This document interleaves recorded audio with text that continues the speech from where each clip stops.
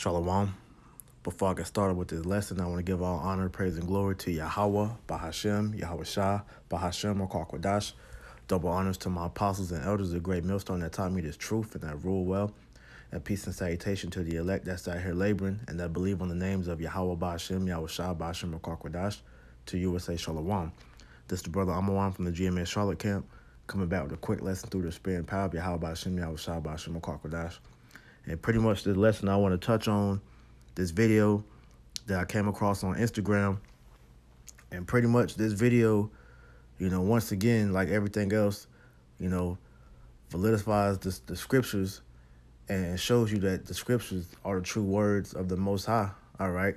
And why, you so-called Negro, Latino, Native Americans needs to come back to your power and, follow after what the scriptures say because, hey, the scriptures never lie. Now, in this video, all right, this chick pretty much goes into the fact and she brings empirical evidence to prove why the scriptures stress about women, wearing modest apparel.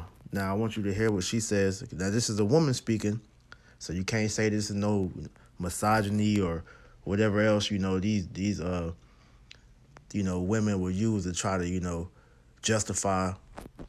All right, this is just, facts that what she brings out. Let's hear what she got to say. A few years ago, male college students at Princeton University participated in studies of how the male brain reacts to seeing people in different amounts of clothing. Brain scans revealed that when men are shown pictures of scantily clad women, the region of the brain associated with tools such as screwdrivers and hammers lit up. Some men showed zero brain activity in the medial prefrontal cortex, which is the part of the brain that lights up when one ponders another person's thoughts, feelings, and intentions. Researchers found this shocking because they almost never see this part of the brain shut down in this way. And a Princeton professor said, it's as if they're reacting to these women as if they are not fully human. It's consistent with the idea that they are responding to these photographs as if they were responding to objects, not people. In a separate Princeton study, when men viewed images of women in bikinis, they often associated with first-person action verbs, such as I push, I grab, I handle. But when they saw images of women dressed modestly, they associated them with third-person action verbs, such as she pushes, she grabs. Analysts at the National Geographic concluded that bikinis really do inspire men to see women as objects, as something to be used rather than someone to connect with. So, it seems that wearing a bikini does give a woman power, the power to shut down a man's ability to see her as a person, but rather as an object. This is surely not the kind of power that women were searching for, the power to be treated as an equal, to be seen as in control, and to be taken seriously. All right, and pretty much, what she goes into is the fact of how Esau really has weaponized the woman against the man to pretty much make that man, docile. Because when you have, these women dressing, pretty much, little to imagination, all right, as you mentioned, it makes that man, he looks at her as a tool, and pretty much he doesn't respect her as a person because, hey, she's showing herself off to be a whore. And, hey, with that, you showing the man everything that you have to offer, man. All right. Hey, that man is just going to get, what he wants out of you and get up out of there, man. All right. Because all those, intimate parts of the woman is supposed to be only visible by her husband. Okay. But I want to get a quick scripture. This is the book of Jeremiah, chapter 31 and verse 22. It says, how long wilt thou go about, O thou backsliding daughter? For the Lord hath created a new thing in the earth. A woman shall compass a man. Okay? And this new thing that was created in the earth was, pretty much Esau, Edom, given, the women pretty much freedom to do as they please with this whole, women's liberation movement, and ultimately, through feminism and the sexual revolution. All right, these three, components were the main way that these women were able to pretty much break free of the control of their man. All right, so now she has free reign to do what she wants, thanks to this devil, and she has, forgotten her way. All right, and now a lot of women are unhappy, after all these events have taken place, because they're not operating in the proper order that the Most High has set them up to be in, man. All right, and that's by design. Okay, because when you go into this word compass, all right, it pretty much means to go around. All right, and Esau has given the woman liberty to be able to go around the authority of her man, because the man is the Lord over her, man. Okay, a man is supposed to, pretty much keep a woman in order so that she doesn't destroy themselves, man. Okay, but because of the freedom that this devil has given her, all right, now everything is out of whack, and women are the most unhappiest that they've ever been. Okay, but if you want to, find true peace within yourself, and you want to truly find happiness, you women have to go back to how it was before, man. All right. This is the book of Jeremiah 6:16. It says, "Thus saith the Lord, stand ye in the ways and see, and as for the old paths, where is the good way, and walk therein, and ye shall find rest for your souls. But they said, we will not walk therein." Right. All right, you got to go, the men and the women got to go back to the ancient way of how things work, man. And when you saw, how people operated back in the ancient world, in the old times, man, things were way better. All right. The Israelite family structure was able to function. Okay, the women were happier, the men were happier. All right, but since the old path, the old ways are pretty much, done away with, man. Depression and suicide, all right, are at an all-time high. All right, confusion, all right, all these things are the result of you, walking out of that path of our true culture, which is the law, statute, commandments, man. Okay, so for you women, the best way for you to find, happiness is for you to go and look at the women of old and how they operated, man. All right, because the scriptures do give you righteous examples of women. All right, you have, Judith. Okay, you have different scriptures of the elect ladies. I can't remember, their names. All right, you got examples to look after, man. Susanna. Okay, but the component that I really wanted to touch on was the fact that the scriptures tell you to dress moderately, man. All right, you shouldn't need a scientific breakdown on why you should dress the way you're supposed to, man. All right, it's just because the scriptures say it.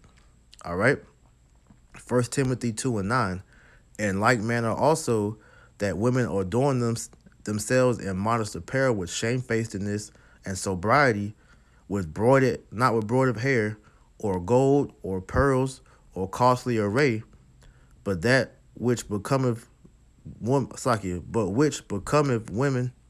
professing godliness with good works. All right, now let's get this in the NLT for better context. It says, "And I want women to be in modest apparel. They shall wear decent and appropriate clothing, and not draw attention to themselves by the way they fix their hair, or by wearing gold or pearls or expensive clothes. For women who claim to be devoted to the Most High should make themselves attractive by the good things they do." So, Paul was saying, Timothy is saying how, women, you're supposed to be, dressed in modest apparel, so that way men won't look at you, as a piece of meat. Because as she broke down, all right, when you're pretty much, wearing, next to nothing, and men can literally see everything, all right, our brains are automatically hardwired to look at you, as tools, man, as a piece of meat. Because Hey, with men, when we have testosterone, man. Hey, when we see a woman, having her titties all out, has her ass all out, man. All right, that turns us on as men, and we're, we want to, go and get that, man. All right, so we don't look at the woman for what she really is, man. This is why, hey, if you want to truly attract a man, all right, you have to dress in a modest apparel and attract that man, the correct way, which is, by your actions, man. All right. Showing, what, how you operate through your mental, okay, your upbringing. And that's how you truly attract a man, okay? That's some real game for you women, man. All right.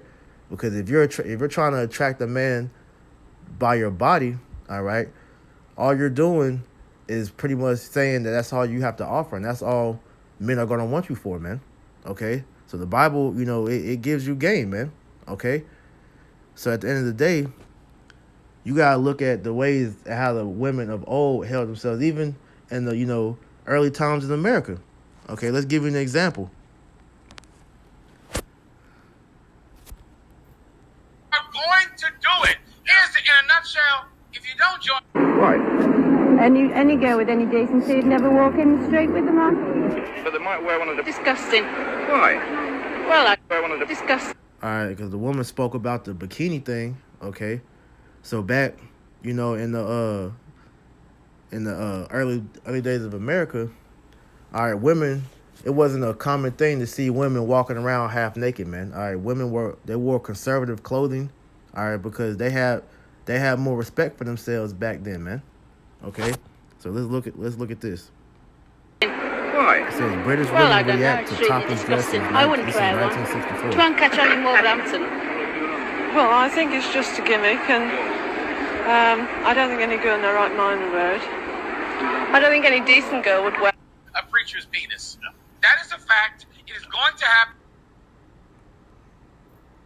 I'm going to do it.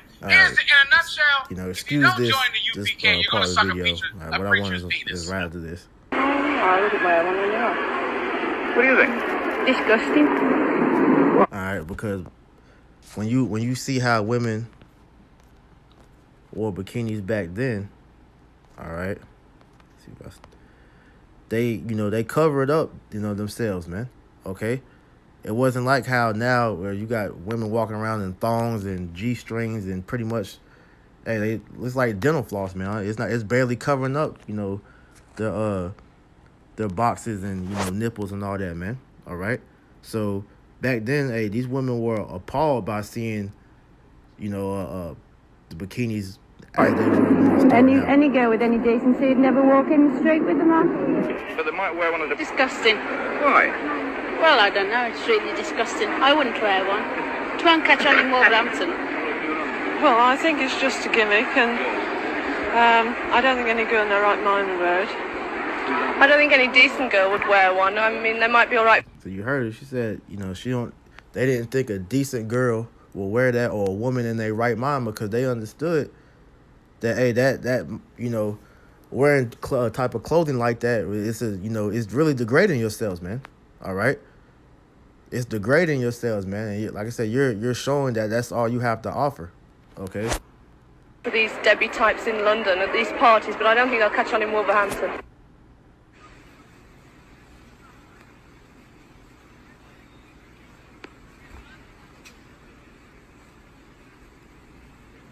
Now, mind you, you saw how that looked, and they were appalled by that. I mean, they might be all right for these Debbie types in London at these parties, but I don't think they'll catch on in Wolverhampton.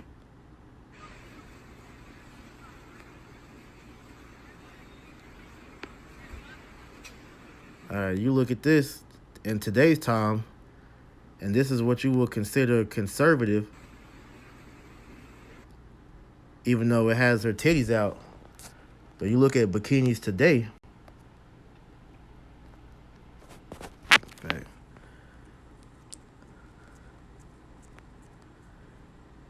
You say this is no different than women walking around in their underwear, man. All right, it's the same thing, exposing everything. And at the time, hey, in 2022, man, hey, these damn bikinis are next to nothing, man. Okay, but I bring all that out to say that, like I said, Esau used, the woman to be weaponized against the man. All right, here's a proof of that because Spirit hopped on me to look up the word bikini in the Edamon online.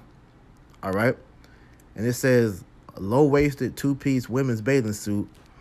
It says 1948 from French, coined 1947. Named for the U.S. A-bomb test of June 1946. Now, when you jump down to the middle part, it says various explanations for the swimsuit name have been suggested, none convincingly, the best being an analogy of an explosive force of the bomb and the impact of the bathing suit style on men's libidos. All right, so the bikini was actually the name of a bomb, of a weapon that Esau used.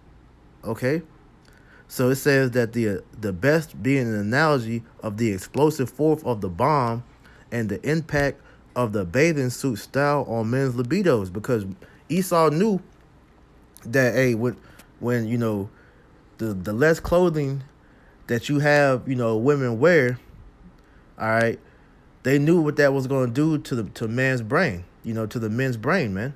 All right. It said, like I said, it shuts down your frontal cortex, which is pretty much, your logical and creative way of thinking, and pretty much, just makes you, a slave to your lust, man. This is why, really, this was a war on sensuality, man. All right, a war on your senses. Okay, it says compare 1900 British slang assassin and ornamental bow worn on the female breast, so called because it was very killing. Also the figure sense of bombshell. So Esau figured out, hey, the more that you can sexualize women, all right, hey, it pretty much, it weakens men, all right, because it changes the way that you think. It messes with your brain, man. This is why, in everything that you see, TV, video games, movies, everywhere, man. Social media is nothing but, over-sexualized women, half naked or pretty much naked, man. That's not by design. All right. Esau Edom is the damn devil, man. Okay. Real quick. John 10:10. It says, the thief cometh not, but for to steal and to kill and to destroy. I am come that they might have life and that they might have it more abundantly. So Esau's whole purpose is to steal, kill, and destroy. Now, I brought this out before, but I'll bring it back out. All right. Esau figured out the best way to destroy a nation. And this is a quote. It says, if you want to destroy the nation without war, make adultery or nudity common in the young generation. So now they have normalized women pretty much, being whores, man. All right. Embracing, nudity. Because one thing I've noticed in this truth, hey, the more freedom that women have accumulated, only thing that they have done with it is just pretty much, get naked, and develop the ability to say no. That's all that women have done with all the freedom and everything that they have, so-called accomplished since they were, quote unquote, liberated. All right. But see, the real reason why that happened was because Esau wanted to weaponize you against the men. All right. So the best way to take down a nation, which the nation is really defended by the man, is to turn the woman against the man. All right. And that instability destroys the family structure, therefore brings the destruction of a nation. All right. So, going back, hey, you women, you're supposed to dress in a modest apparel. All right. And the facts prove why. All right. Mainly through the scriptures, but hey, even Esau science understands why you should dress in modest apparel. Okay. 1 Peter 3:1. Likewise, ye wives, be in subjection to your own husbands, that if any obey not the word, they also may without the word be won by the conversation of the wives, while they behold your chaste conversation coupled with fear, right? Because you women are supposed to hold your man's word, with reverence, man. Because like I mentioned earlier, man, the scriptures say that the man is the woman's lord. Because when you go into the order, all right, the First Corinthians, matter of fact, I'll get it real quick.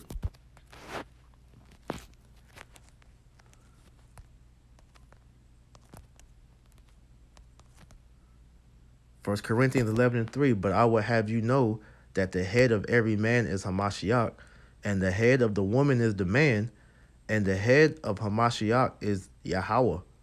All right? So the woman, you are supposed to be in subjection under the man because, like I said, hey, you are the you are the weaker vessel. So hey, the scriptures tell you that the Lord put the order for the man to be over the woman, and you're supposed to reverence your man as your Lord, man. All right. In fact, I wonder if that's I'm gonna go back to it because it's in that same chapter. So I'm not gonna jump the gun. So bear with me real quick. Let me go back. So once again, 1 Peter 3:1. Likewise, you wives, be in subjection to your own husbands, that if any obey not the word, they also may without the word be won by the conversation of the wives, while they behold your chaste conversation coupled with fear, who is adorning.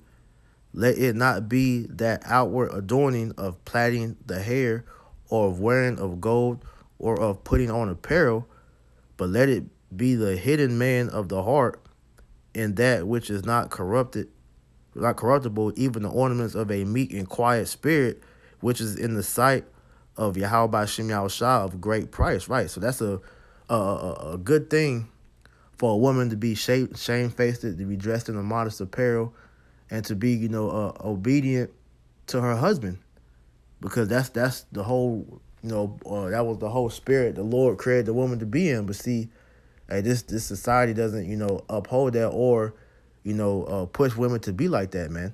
All right, they like women being out of order, being unruly, and just being straight up demons. Okay, because that helps, promote instability to keep the man, oppressed, man. Okay. But that's, it's another scripture that I wanted to get just to, further bring that point back home. So let me go back to Timothy's real quick. Because like I said, women are supposed to reverence their man, as their Lord. All right.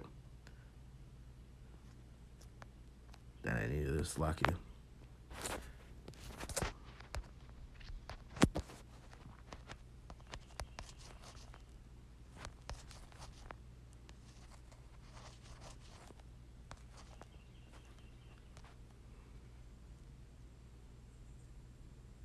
Oh, I was right there. My bad.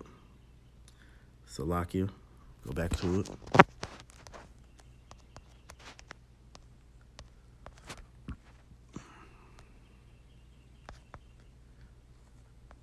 All right, so continuing on, verse 5, it says, after this manner, back in 1 Peter 3:5, for after this manner, in the old time, the holy women also who trusted in the Most High adorned themselves, being in subjection unto their own husbands, even as Sarah obeyed Abraham, calling him Lord, whose daughters ye are, as long as ye do well and are not afraid with any amazement. So it says, for after this manner in the old time, holy women. So hey, you got to look at the ancient way and see how, the women of old, treated, their husbands, how they helped maintain the family structure, even going back to the early days in America, man. All right. These were examples for women to follow after, to help, the man, pretty much have order in his house, man. All right. Over the children and all that. But that first starts with how you carry yourself, man. And that begins with how you dress. All right. So that does play a important part. And this is why you have a lot of women that argue the fact of, they want to be respected. They feel, that men just, want them for their bodies. Well, that's all you're presenting, man. All right. It's more attractive for a woman, to, have some type of wit about her, all right, rather than, you just seeing her for just, looks alone, man, all right? A pretty face get you in the door, but hey, your mindset is what keeps you in the home, man.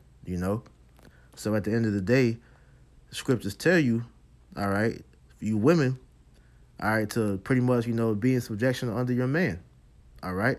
And that's the thing you're supposed to pass down unto the younger women, man, all right? You're supposed to be the example, which you don't at all see that no more in society, man, because, hey, these older women now are trying to emulate the young women, all right? It's hella videos all on social media, these older women, especially these elderly women, you got them twerking, dressing all, like these young women in leggings and tights, little ass shorts, man. That's the wrong type of example you're supposed to be setting for these women now, man. All right, this is the book of Titus 2 and 3. The aged women likewise, that they be in behavior as becoming holiness, not false accusers, not given to much wine, teachers of good things, that they might teach the young women to be sober, to love their husbands, to love their children, to be discreet, chaste, keepers at home, good obedient to their husbands, that the word of the Most High be not blasphemed. Because you women, you're supposed to be setting the example of, being an Israelite too. It's not just the men's job, man. All right. Yeah, we set the order, but you also understand you are a reflection of your man. All right. You are a reflection of your man. So you can't be out here making your man look crazy by trying to dress like a damn whore, man. All right. Because you got to set the example for these younger women, your daughters and, younger women, period, man. All right. You young sisters in the faith, man. Okay. You got to set the example. All right. But I just wanted to bring it out through the spirit. Lord willing, this lesson was edifying. I want to close out by giving all honor, praise, and glory to Yahweh Bashem Yahushua Bashem Kwadash.